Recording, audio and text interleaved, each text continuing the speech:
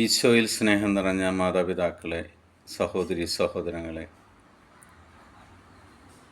ദൈവത്തിന് നമ്മൾക്ക് നന്ദി പറയാം. പുതിയൊരു പ്രഭാതത്തിലേക്ക്, പുതിയൊരു ദിവസത്തിലേക്ക് നമ്മളെ പേര് ചൊല്ലി വിളിച്ചതിനെ ഓർത്ത്.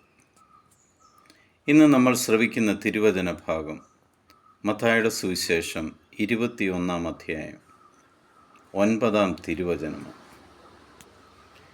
യേശുവിന് മുമ്പിലും പിമ്പിലും നടന്നിരുന്ന ജനങ്ങൾ ആർത്തു വിളിച്ചു, ദാവീദിൻ്റെ പുത്രന് ഹോസാന, കർത്താവിൻ്റെ നാമത്തിൽ വരുന്നവൻ അനുഗ്രഹീതൻ, ഉന്നതങ്ങളിൽ ഹോസാന. പ്രിയ സഹോദരി സഹോദരങ്ങളെ, കഴുതപ്പുറത്ത് കയറി വരുന്ന യേശു ക്രിസ്തു തങ്ങളുടെ രാജാവായാണ്. തങ്ങളുടെ ഇപ്പോഴത്തെ സഹനങ്ങളിൽ നിന്നും പ്രയാസങ്ങളിൽ നിന്നും അവൻ ഞങ്ങളെ വിമോചിപ്പിക്കും എന്നുള്ള ഒരു ആഗ്രഹത്തിൻ്റെ പേരിൽ ആ ജനങ്ങൾ ഈശോയ്ക്ക് മുമ്പിലും പിമ്പിലും നിന്ന് ഹോസാന വിളിക്കുന്ന, ജൈവിളികൾ മുഴക്കുന്ന ഒരു ദൈവവചന ഭാഗമാണ് നമ്മൾ ഇവിടെ കണ്ടത്.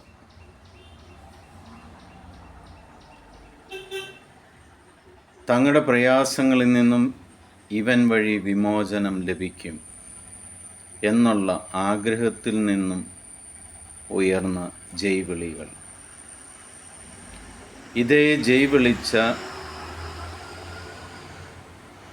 ഇതേ രീതിയിൽ ആർത്തു വിളിച്ച അതേ ജനം ഏതാനും ദിവസങ്ങൾ കഴിഞ്ഞപ്പോൾ ഇതുപോലെ തന്നെ ആർത്തു വിളിച്ചു, അവനെ ക്രൂശിക്കുക, അവനെ ക്രൂശിക്കുക എന്ന്.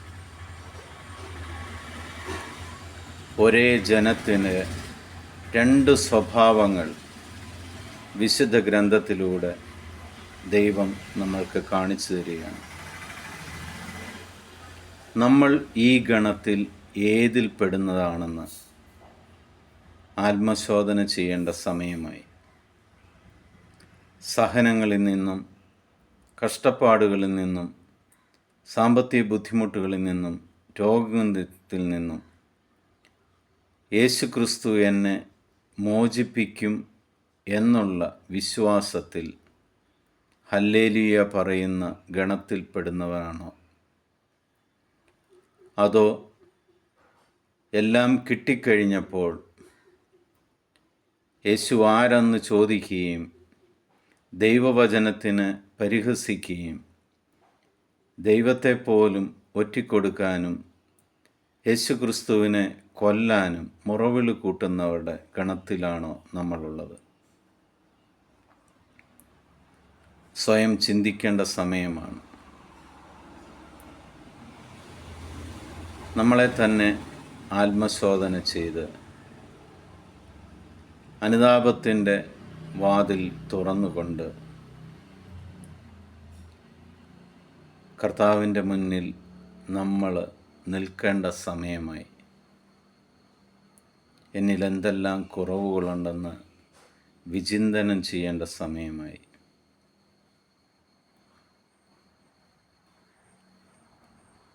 വെറും കാര്യസാധ്യതയ്ക്ക് വേണ്ടി മാത്രമാണോ നമ്മൾ ദൈവത്തെ അന്വേഷിക്കുന്നത്? അതോ പൂർണ്ണ വിശ്വാസത്തോടു കൂടിയാണോ?